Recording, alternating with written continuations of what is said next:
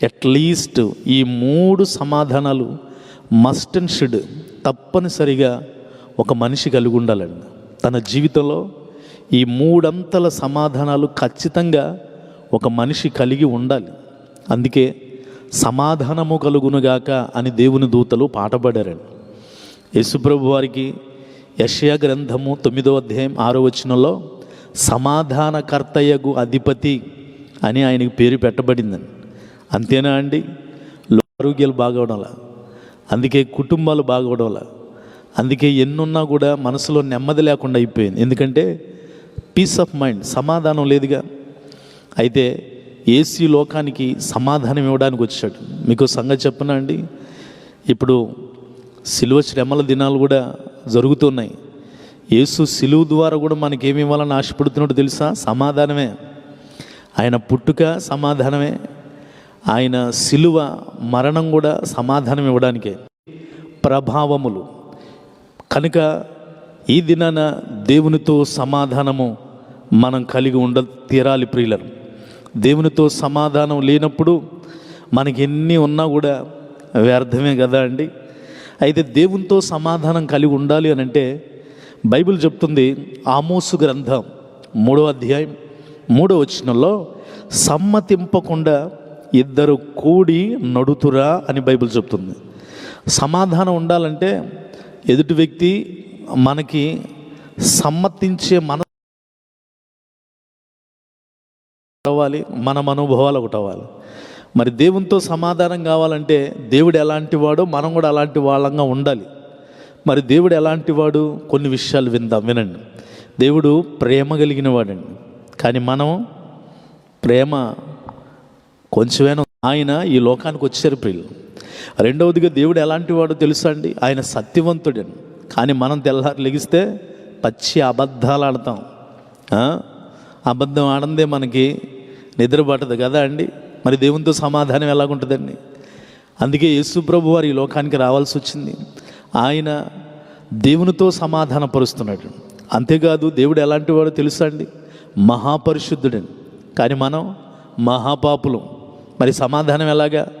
ఆ పాపాన్ని తీసివేసి దేవునితో సమాధానపరచడానికే యేసు ఈ లోకానికి వచ్చాడు. దేవుడు ఎలాంటి వాడు తెలుసా అండి? నమ్మదగిన వాడండి, కానీ మనం ఏ విషయంలో కూడా నమ్మదగిన వాళ్ళమేనా? మనల్ని ఎవరైనా నమ్ముతున్నారా? చివరికి అంటాం, మన నీడ కూడా మనల్ని నమ్మదు. ఎవరినన్నా నమ్మొచ్చు కానీ వాళ్ళని నమ్మకూడదు అయ్యో అని అంటూ ఉంటాం కదా. మరి దేవునితో సమాధానం ఎలాగా? ఇలాంటి అపనమ్మకస్తులమైన మనల్ని నమ్మకస్తులుగా మార్చడానికే యేసు లోకానికి వచ్చి దేవునితో సమాధానపరచడానికి వచ్చాడండి. అంతేకాదు దేవుడు ఎలాంటి వాడో తెలుసా అండి? మార్పు లేనివాడండి, కానీ మనం కొంచెం టైం తీసుకొని కలర్ మారిద్దామో, కానీ మనం అసలు ఎంత ఫాస్ట్గా మారిపోతామో. ఒక గంటకు ఒక రకంగా ఉంటాం, మరో గంటకు ఇంకో రకంగా ఉంటాం. ఫోనుల్లో టచ్ స్క్రీన్ మారిపోయినట్టుగా మన ముఖాలు మారిపోతాయి, మన బుద్ధులు మారిపోతాయి. మరి దేవునితో సమాధానం ఎలా కుదిరిద్దండి? దేవునితో సమాధానం కలిగి ఉండకపోతే దీవెన ఎక్కడిది? దేవునితో సమాధానం లేకపోతే ఆయుష్ ఎక్కడిది? దేవునితో సమాధానం లేకపోతే ఆశీర్వాదాలు ఎక్కడి నుంచి వస్తాయి? కనుకనే మనం దేవునితో సమాధానం కలిగి ఉండాలి. మరి కలిగి ఉండాలంటే యేసు ఈ లోకానికి వచ్చాడు. అందుకే క్లియర్గా పౌలు భక్తుడు అంటాడు, యేసుక్రీస్తు ద్వారా సమాధానము కలిగి ఉందుము అని అంటాడు. ప్రియులను వాక్యం వింటున్న మన జీవితాల్లో సమాధానం మనం కలిగి ఉండి తీరాలి. ప్రియులరా, ఒక తల్లి బిడ్డను స్కూల్కి తీసుకెళ్ళేటప్పుడు చక్కగా రెడీ చేస్తుందండి. ఎంత శుభ్రంగా స్నానం చేయించి, బట్టలేసి, పౌడర్ పూసి, తల దువ్వి, ఎంత ముచ్చటబడి షూ వేసి, బెల్ట్ పెట్టి, టై కట్టి స్కూల్కి ఎంత సిద్ధపరిచి పంపిస్తుందో. ఆ బిడ్డ ఎక్కడ ఉండాలని? స్కూల్లో టీచర్ ఎదుట నిలబడాలి. అలాగే యేసుప్రభు వారు కూడా మనల్ని దేవునితో సమాధానపరచడానికి సిద్ధపరచడానికి వచ్చాడండి. దేవునికి స్తోత్రం. ఒక తల్లి బిడ్డను సిద్ధపరిచి స్కూలుకు పంపిస్తున్నట్టుగా యేసుప్రభు వారు కూడా మనకి వాక్యం అనే ఉదక స్నానం చేయిస్తూ, చక్కగా తలదూతూ, చక్కగా ముఖంలో ఉన్న పాపాన్ని తీసివేసి, పరిశుద్ధతని పౌడర్ పూస్తూ, మనకి చక్కగా నూతన వస్త్రాలని అలంకరింపజేస్తూ మనల్ని దేవుని ఎదుట నిలబెట్టడానికి, మనల్ని సిద్ధపరచడానికి యేసు వచ్చాడు. ఒక బిడ్డ జీవితంలో తల్లి లేకపోతే బిడ్డ ఎలాగ సిద్ధపరచబడలేడో, యేసు లేకపోతే నువ్వు కూడా సిద్ధపరచబడలేవు. యేసు లేకపోతే మనం కూడా సిద్ధపరచబడలేం. సిద్ధపరచబడకపోతే బిడ్డ స్కూల్కి, కాన్వెంట్కి వెళ్ళలేడు. భోజనం చక్కగా సిద్ధపరిచిద్ది అమ్మ. అలాగే యేసు ప్రభు వారు కూడా తన ఆ శరీరాన్ని జీవాహారంగా సిద్ధపరిచి ఇవన్నీ ఎందుకు చేస్తున్నాడంటే, మనం చక్కగా దేవుని ఎదుట నిలబడితే అప్పుడు దేవునితో మనకి సమాధానం కలిగి ఉంటుంది. ఆ సమాధానం ద్వారా దీవించబడతామండి. కనుక మొట్టమొదటిగా మనిషి కలిగి ఉండవలసిన సమాధానం ఎవరితో అంటే దేవునితో. నెంబర్ 2, రెండో విషయాన్ని నేను మీకు జ్ఞాపకం చేస్తానండి. కొలస్సీలకు రాసిన పత్రిక 3వ అధ్యాయం 15వ వచనంలో, కొలస్సీలకు రాసిన పత్రిక 3వ అధ్యాయం 15వ వచనంలో, క్రీస్తు అనుగ్రహించు సమాధానము మీ హృదయములలో ఏలుచుండనీయుడి. దేవునికి స్తోత్రం. నెంబర్ 2, ఇది కూడా పౌలయ్య గారే రాస్తున్నారండి. ఈయన అంటాడు, రెండవదిగా ఎక్కడ సమాధానం కావాలి, ఎవరితో సమాధానం కావాలంటే హృదయములో సమాధానం కావాలని క్లియర్గా రాశాడు. ఈ సమాధానం కూడా క్రీస్తే అనుగ్రహిస్తాడట. క్రీస్తు అనుగ్రహించు సమాధానము మీ హృదయములలో ఏలుచుండనీయుడి. 1 దేవునితో సమాధానం, 2 హృదయములో సమాధానం. ఈ సమాధానం హృదయాలను ఏలాలండి. మీ హృదయాన్ని ఎవరు ఏలుతున్నారండి? శరీరాశలు ఏలుతున్నాయా? నేత్రాశలు ఏలుతున్నాయా? జీవబడంబాలు ఏలుతున్నాయా? సమస్యలు ఏలుతున్నాయా? నిందలు ఏలుతున్నాయా? కలవరాలు ఏలుతున్నాయా? కన్నీళ్లు ఏలుతున్నాయా? లేకపోతే చేసిన పాపమే మరలా హృదయంలో రిపీట్ అవుతూ ఆ దోషాలే మిమ్మల్ని ఏలుబడి చేస్తున్నాయా? లేదండి. యేసుప్రభు వారు మీ హృదయంలో సమాధానం ఇవ్వడానికి, ఆ సమాధానమే నీ హృదయాన్ని ఏలాలి. మన దేశాన్ని ఇప్పుడు ప్రధానమంత్రి ఏలుతున్నారు కదా అండి. మన రాష్ట్రాన్ని ముఖ్యమంత్రి గారు ఏలుతున్నారు కదా అండి. అలాగే నీ హృదయాన్ని ఎవరు ఏలాలో తెలుసా? అదిగో క్రీస్తు అనుగ్రహించు సమాధానము ఏలాలంట. అబ్బా, ఎంత గొప్ప సంగతి అండి. అప్పుడు ఎంత ప్రశాంతత అండి, ఎంత దీవెన, ఎంత ఆశీర్వాదం. హృదయాలు ఈ దినాన సమాధానం ఏలబడలేక హృదయాల్లో దిగులు, చింత, వేదన, బాధలు, చేసినవి, చేయనివి, చూసినవి, చూడనివి, ఎప్పుడెప్పుడు గతించిపోయినవి అన్నీ హృదయాన్ని ఏలతున్నాయి, కనపట్టంలా. అందుకే ఊరకనే రాయల బైబిల్లో, హృదయం అన్నిటికంటే మోసకరమైనది, అది ఘోరమైన వ్యాధి కలిగినది, దానిని గ్రహింపగలిగిన వాడు ఎవడో? అదిగో యేసే గ్రహించారని. హృదయమే అన్నిటికీ కీ పాయింట్ గనక దీనిలో నుంచి జీవధారలు బయటికి వస్తాయి, దీనిలో నుంచి దుర్మార్గత బయటకు వస్తుంది ప్రియుల. కనుకే ఈ హృదయంలోనే సమాధానం ఉంచాలని యేసయ్య ఆశపడ్డాడు. దేవునికి స్తోత్రం. ఈ హృదయాన్ని సమాధానం ఏలాలి ప్రియుల. ఇది నన్ను వాక్యం వింటున్న సోదరి సోదరుడా, నీ హృదయాన్ని క్రీస్తు అనుగ్రహించు సమాధానము ఏలునుగాక. అప్పుడు ఎంత చక్కగా ఉంటామండి. సొలొమోను కాలంలో ఆయన ఏలుబడిలో ఒక్క యుద్ధం కూడా జరగలేదంటండి. అబ్బా, ఎక్కడి నుంచి వచ్చింది ఆయనకి ఆ జ్ఞానం? దేవుడి ద్వారా పొందుకున్నాడు. ఆ జ్ఞానం ద్వారా సమాధానంగా ఉందండి దేశం. ఇది నన్ను క్రీస్తు అనుగ్రహించే సమాధానం నీ హృదయాన్ని కూడా ఏలితే, సొలొమోను కాలంలో ఒక్క యుద్ధం లేదన్నట్టుగా నీ జీవితంలో కూడా యుద్ధాలు రాక మానవు, కానీ ప్రభావం కనబడదు ప్రియులను. సమస్యలు రాక మానవు, అవి నీ మీద ఏ పని ప్రభావం చూపించలేవు. కనుక ఇది నాన్న ఇలాంటి సమాధానం కొరకు క్రీస్తు వైపు చూచుదువుగాక.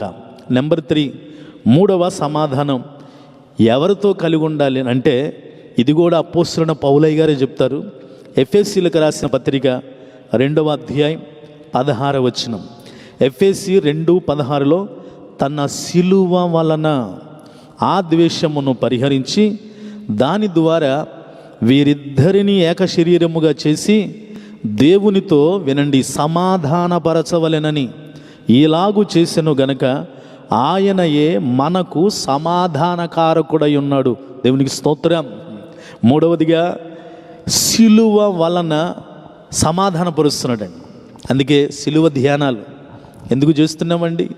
సమాధానం ఉంది సిలువ ధ్యానంలో కూడా. సిలువలో సమాధానం ఎక్కడుందండి? అంత వేదన తప్పితే. సిలువలో ధ్యానంలో కన్నీరు తప్పితే ఇంకేముందండి?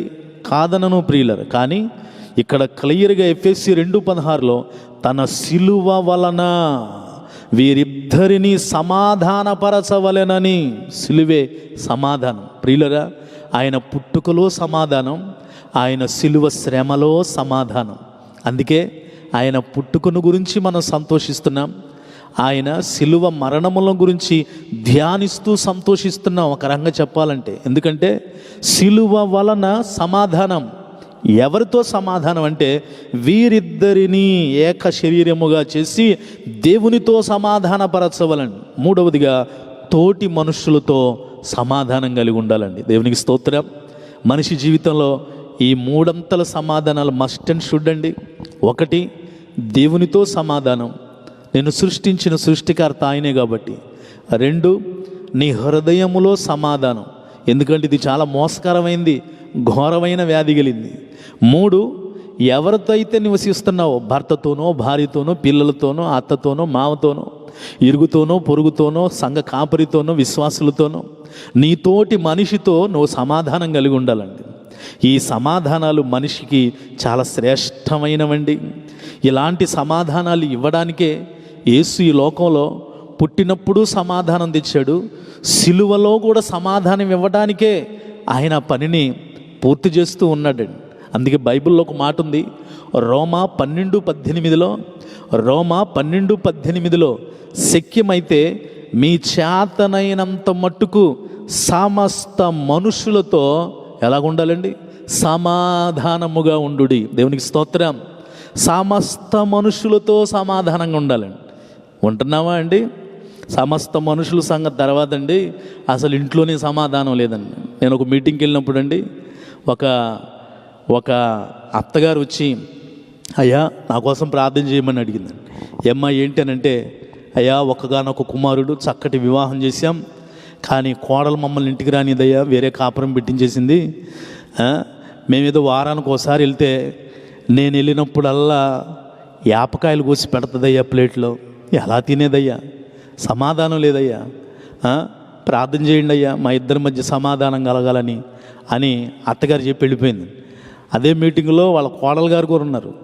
ఆ అమ్మాయి కాసేపటికి వచ్చి, అన్న ప్రార్థన చేయండి. ఏమ్మా ఏంటనంటే, మా అత్తకి నాకు సమాధానం లేదండి. ఏమ్మా ఏంటి అని అంటే, నేను ఎప్పుడన్నా ఆ వస్తుందని మా ఇంటికి నేను కూడా 2 వారాలకు ఒకసారి ఆమె దగ్గరికి వెళ్తే వాళ్ళ కుమార్తె వస్తేనేమో చక్కగా కోడి కూర చేస్తుంది, నేను వెళ్ళినప్పుడేమో కాకరకాయల కూర చేసి పెడుతుందండి, ప్రార్థన చేస్తారా అని అంటుంది. ఆ మాట అత్తగారు వినేసి వచ్చేసి అంటుందా, నేను వచ్చినప్పుడు యాపకాయలకు వస్తున్నావు, మిమ్మగారు వస్తే యాపిల్కాయలు కోసి పెడతలేదా, అందుకే నా కూతురు వస్తే కోడి కూర పెడుతున్నావు, నువ్వు వస్తే కాకరకాయల కూర పెడుతున్నాను అంటున్నాడు. వీళ్ళిద్దరి మధ్య ఏం లేదండి? సమాధానం లేదండి. దేవుని వాక్యాన్ని మరి చేతబట్టి యేసు పుట్టింది మీరు ఇలా సమాధానంగా లేని పరిస్థితుల్లో ఉండడానికి కాదమ్మా, యేసు సిలువలోనికి ఎక్కింది మీరు ఇలా సమాధానం లేకుండా బ్రతకడానికి కాదని, ఆయన పుట్టుకలో సమాధానం ఉంది, ఆయన సిలువలో సమాధానం ఉందని వారికి వివరించి బోధించినప్పుడు అక్కడే ఇద్దరు ఐక్యతతో కౌగిలించుకొని రూతు నయోమి వలె కలిసి ఇంటికి వెళ్ళారండి. ఎంత గొప్ప సంగతి అండి ఇది. నన్ను వాక్యం వింటున్న సోదరి సోదరుడా, ఈ సమాధానానికి నువ్వేం కోట్లు ఇవ్వాల్సిన పని లేదు, లక్షలు ఇవ్వాల్సిన పని లేదు, ఇది ఉచితం. దేవునికి